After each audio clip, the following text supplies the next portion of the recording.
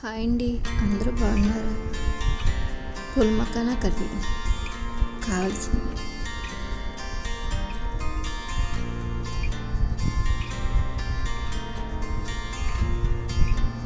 Stove మీద ఒక బాండీ పెట్టుకుని మకానా వేసుకుని లో ఫ్లేమ్లోని వేయించుకోవాలి. ఇవి నిదానంగా వేయించుకుని చేత్తో పట్టుకుంటే పగిలేలాగా ఉండాలి.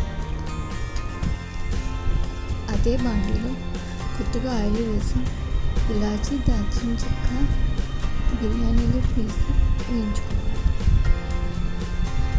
ఆనియన్స్, మిర్చి కూడా వేసి గోల్డెన్ బ్రౌన్ కలర్ వచ్చేదాకా వేయించుకోవాలి. ఇప్పుడు మిక్సీ జార్ తీసుకుని లవంగం, చెక్క, ధనియా, జీడిపప్పు, టమాటా వేసి మిక్సీ చేసి పేస్ట్ పక్కన పెట్టుకోవాలి.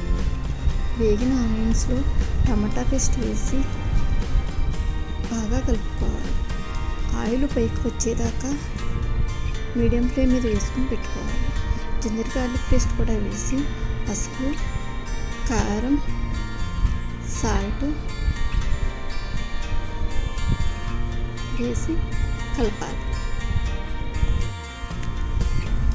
తగినంత వాటర్ కూడా వేసి మీడియం ఫ్లేమ్లోనే మూత పెట్టి పెట్టుకోవాలి. మరుగుతున్న వాటిలో మకానా అన్నీ వేసి కూర దగ్గర పడేదాకా